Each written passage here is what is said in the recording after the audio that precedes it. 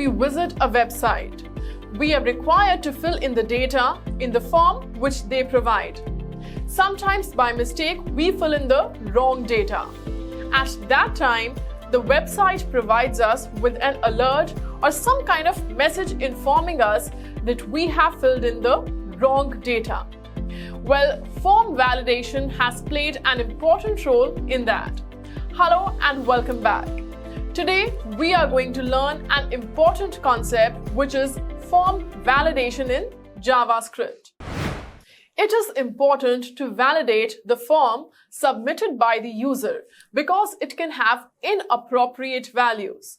So validation is a must to authenticate users. JavaScript provides the facility to validate the form on the client side, so data processing will be faster than server-side validation. Mostly the web developers, they prefer JavaScript form validation. So without wasting any more time, let us get started. First, let us see what exactly is a form or data validation. Data validation is the process of ensuring that user input is clean, correct, and useful. Typical validation tasks are: has the user filled in all required fields? Has the user entered a valid date? Has the user entered text in a numeric field? Most often, the purpose of data validation is to ensure correct user input. Validation can be defined by many different methods and deployed in many different ways. Server-side validation is performed by a web server after the input has been sent to the server. Client-side validation is performed by a web browser before the input is sent to a web server. Now let us see an example of data validation. HTML form validation can be done by JavaScript. Let us get into the code. In this example, there is a form having an input field and a button. In the onSubmit event, we are returning the function validateForm. If a form field is empty, this function alerts a message and returns false to prevent the form from being submitted, else we are displaying the input. Let us see the output. When we click on the button without filling in the data, we are getting the alert message.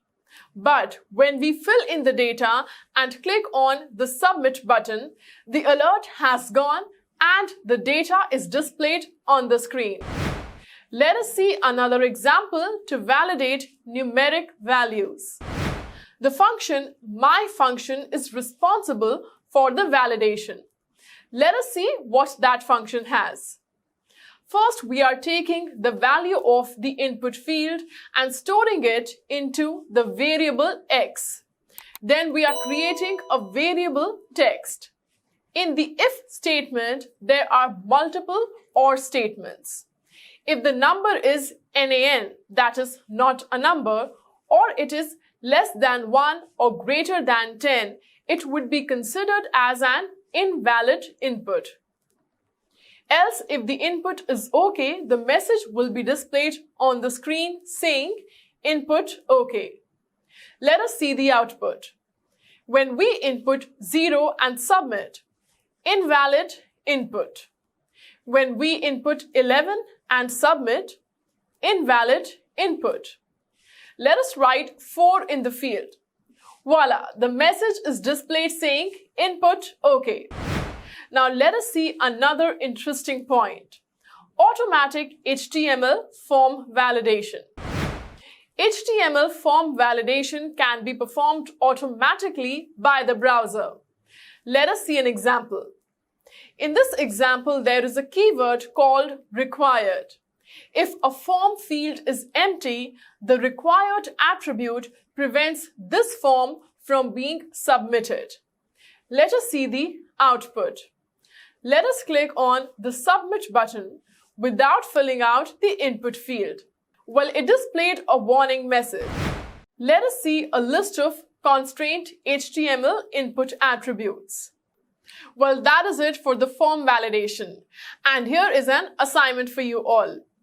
Whenever a user enters a value more than 50, there should be an alert.